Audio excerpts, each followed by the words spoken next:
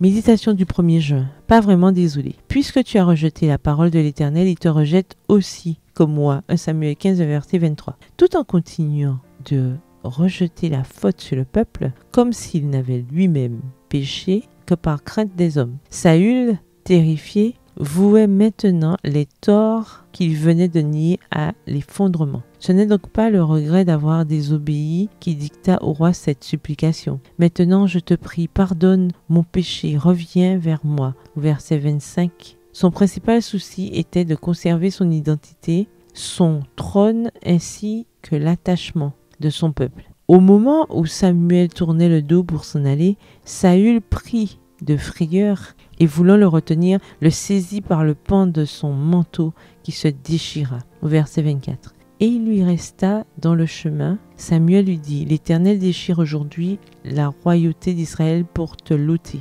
Et il la donne à l'un de tes proches qui est meilleur que toi. Au verset 28. S'étant laissé envahir par l'orgueil du succès, Saül avait déshonoré Dieu par son manque de confiance et sa désobéissance. Humble et modeste, quand il monta sur le trône, il s'était enhardi grâce à ses victoires. En eux-mêmes, les holocaustes n'avaient aucune valeur devant Dieu. Il donnait à toute âme pénitente l'occasion d'exprimer sa douleur, d'avoir péché et sa foi au Sauveur promis, ainsi que de prendre l'engagement d'une obéissance future. Sans repentir, sans foi, sans soumission, les offrandes étaient inutiles. Aussi Saül montra-t-il un véritable mépris pour l'autorité divine, quand en violation de cette même autorité, il proposa d'offrir en sacrifice des animaux voués à la destruction, sacrifice qui aurait constitué une insulte contre le ciel.